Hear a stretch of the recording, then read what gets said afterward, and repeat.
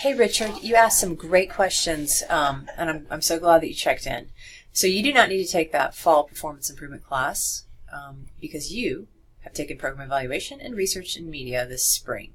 So for you, you're going to be on our old EDS program sheet. That's 5 EDS core courses and 4 EDS electives.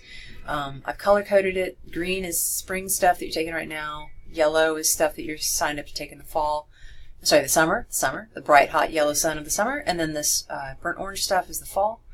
I have taken pictures from BAMWeb, snapshots of what I see you're signed up for. You know, if anything changes, feel free to let me know so we can make sure it's proper.